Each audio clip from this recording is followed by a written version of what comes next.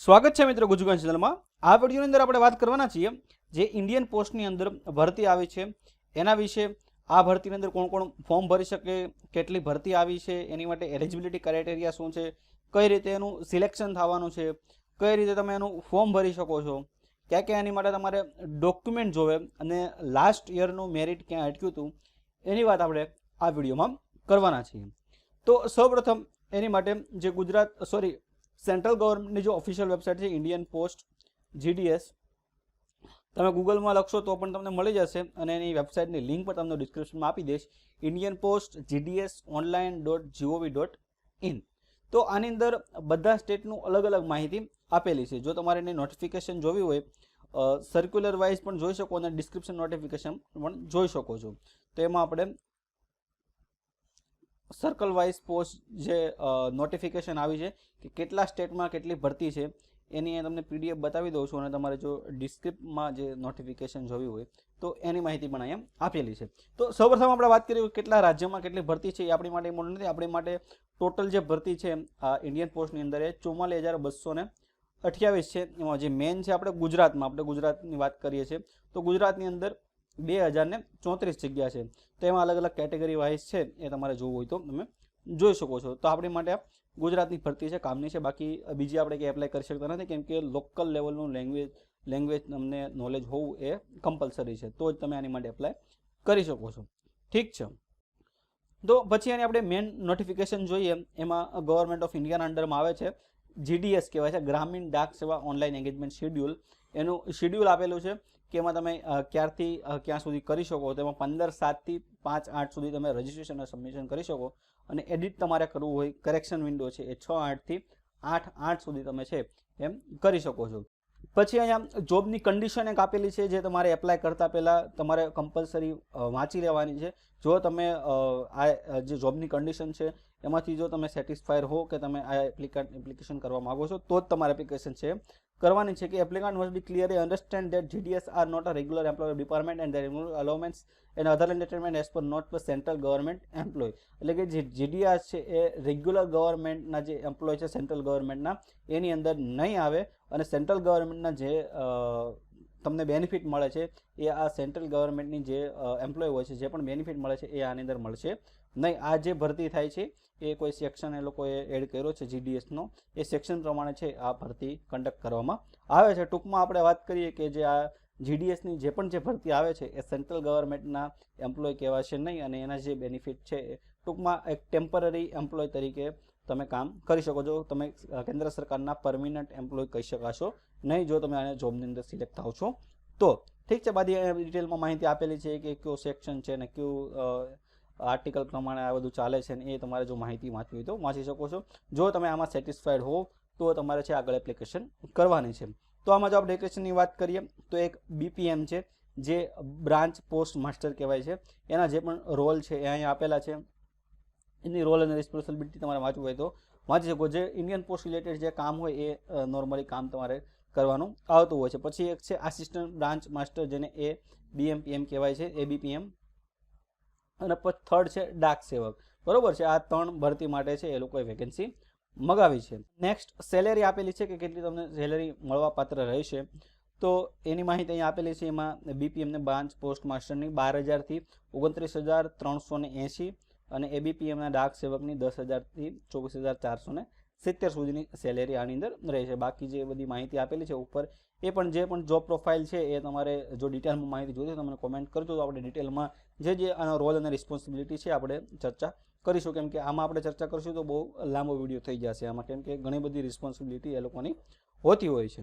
ઠીક છે, તમારે વાંચવું હોય તો આની પીડીએફની લિંક તમને ડિસ્ક્રિપ્શનમાં આપી દઈશું। પછી અહીંયા એલિજિબિલિટી ક્રાઇટેરિયા આપે છે કોણ કોણ એલિજિબલ છે તો મિનિમમ 18 વર્ષ છે અને મેક્સિમમ 40 વર્ષ સુધી તમે એપ્લાય કરી શકશો અને એજ રિલેક્સેશન છે એ પણ આપેલું છે। SC/ST માટે 5, OBC માટે 3, EWS માટે કોઈ નથી, PWD માટે 10, PWD OBC 13 અને PWSC/ST 15 વર્ષ। તો આ જે ગવર્મેન્ટના રૂલ પ્રમાણે જે રિલેક્સેશન આપવામાં આવતું હોય છે એ છે। ઠીક છે, પછી આની અંદર એજ્યુકેશન ક્વોલિફિકેશન આપેલ છે કે એજ્યુકેશન ક્વોલિફિકેશનની અંદર education engagement GDS secondary school examination as પર pass 10th standard with passing marks in mathematics and English conducted by recognise board school by government of India, state government or union territory of India. તો આની અંદર તમારે at least 10th pass હોવું જોઈએ. Mathematics અને English કોઈ પણ જે રાજ્ય સરકાર છે, કેન્દ્ર સરકાર દ્વારા છે કે જે યુનિયન ટેરેટરી છે એનું કોઈ પણ જે બોર્ડ હોય એમાં તમારે ધોરણ 10 પાસ તમે હોવા જોઈએ અને એની અંદર તમારે કમ્પલસરી મેથેમેટિક્સ એન્ડ ઇંગ્લિશ છે એમાં પાસિંગ માર્ક હોવા જોઈએ. ટૂંકમાં તમે ધોરણ 10 પાસ છો તો આની માટે એલિજિબલ છો. અને બીજી આની અંદર બી આપ્યો છે કે એપ્લિકાન્ટને લોકલ લેંગ્વેજની અંદર પાસ કરેલું હોવું. તો applicant should have study in local language at least up to 10th standard from the recognise board. 1 થી 10 છે એ કમ્પલસરી લોકલ લેંગ્વેજની અંદર ભણેલા હોવા જોઈએ.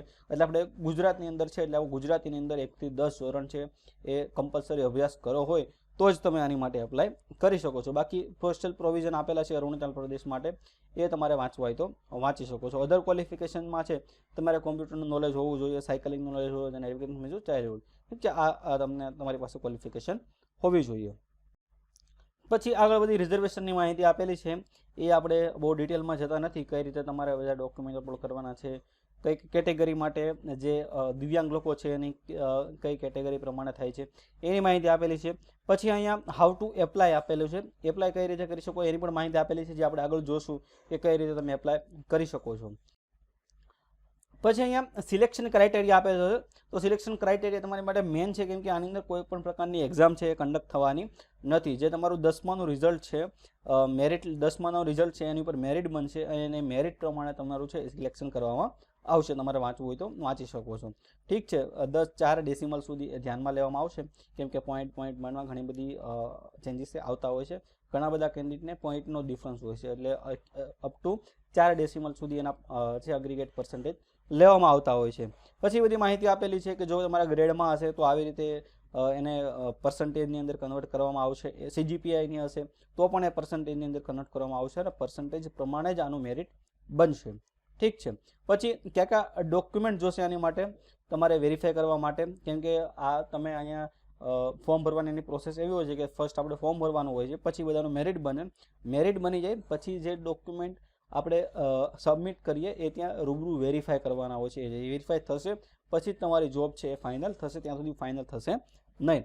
ઠીક છે, તો એમાં તમારે ક્યાં ઓનલાઈન જે ડોક્યુમેન્ટ અપલોડ કરવાના છે અને જ્યાં રૂબરૂ પણ તે લઈ જવાના છે એમાં આપણે વાત કરીએ તો એક તો તમારે 10માની માર્કશીટ જોશે, પછી તમારું આઈડેન્ટિટી પ્રૂફ જોશે, કાસ્ટ સર્ટિફિકેટ જો તમે કોઈ સ્પેસિફિક કાસ્ટની અંદર એપ્લાય કરો છો, SC ST OBC PWD કેટેગરીમાં કરો છો, EWS કરેક્ટમાં કરો છો, ટ્રાન્સજેન્ડરમાં કરો છો, બરાબર છે, તો એ કેટેગરી વાઇઝ જે ડોક્યુમેન્ટ છે એ કેટેગરીમાં જે લોકો એપ્લાય કરે એની માટે છે.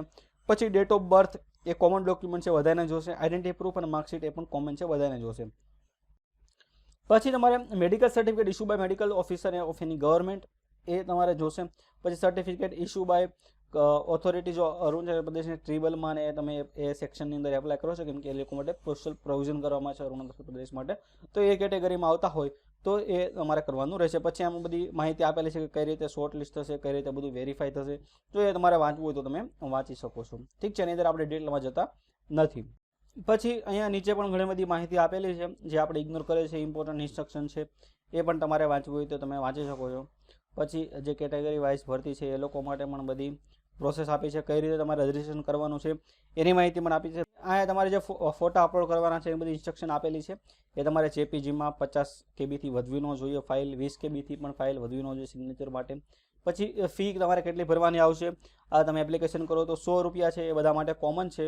અને જે ફિમેલ કેન્ડિડેટ છે SC ST અને PW એપ્લિકાન્ટ એન્ડ ટ્રાન્સજેન્ડર વુમન છે એ લોકો માટે કોઈ પણ પ્રકારની ફી છે પે કરવાની રહેશે નહીં. ફી તમે કઈ રીતે પે કરી શકો એની પણ બધી માહિતી આપેલી છે, તમારે વાંચવી હોય તો વાંચી શકો છો. ઠીક છે, આપણે આ બધું સ્કીપ કરે છે. પછી લોકલ લેંગ્વેજની જે આપણે વાત કરી જો નોલેજ હોવું જોઈએ કમ્પલસરી 1 થી 10માં ભણેલા હોવા જોઈએ. એમાં ગુજરાતની અંદર ગુજરાતી છે, ઠીક છે, એમાં કમ્પલસરી એ લોકો ભણેલા હોવા જોઈએ. બાકી બધા સ્ટેટ માટે અલગ અલગ લોકલ લેંગ્વેજ અહીંયા આપેલી છે. બીજી જે સર્ટિફિકેટ છે એની પણ અહીંયા માહિતી આપેલી છે, તમારે વાંચવી હોય તો તમે વાંચી શકો છો. ઠીક છે, હવે આપણે આગળ વાત કરીએ કે જો તમારે એનું ફોર્મ ભરવું હોય તો તમે કઈ રીતે ભરી શકો છો. પણ એની માટે પણ આ ઓફિશિયલ વેબસાઇટ છે ઇન્ડિયન પોસ્ટ GDS, એની અંદર તમારે આવી જવાનું છે. તો ફર્સ્ટ અહીંયા તમારે રજિસ્ટ્રેશન કરવાનું રહેશે. જો તમારી પાસે આની અંદર રજિસ્ટ્રેશન કરાવેલું ન હોય તો અહીંયા તમારે તમારું નામ, મોબાઈલ નંબર, તમારી date of birth, gender, community, જે સ્કૂલમાં તમે પાસ કર્યું છે એ બધી પર્સનલ માહિતી તમારે અહીંયા નાખી દેવાની છે અને આને તમારે અકાઉન્ટ બનાવી લેવાનું છે. તમારું અકાઉન્ટ બની જાય પછી તમારે અહીંયા એપ્લાય ઉપર ક્લિક કરવાનું છે. સેકન્ડ ફેઝ આવશે.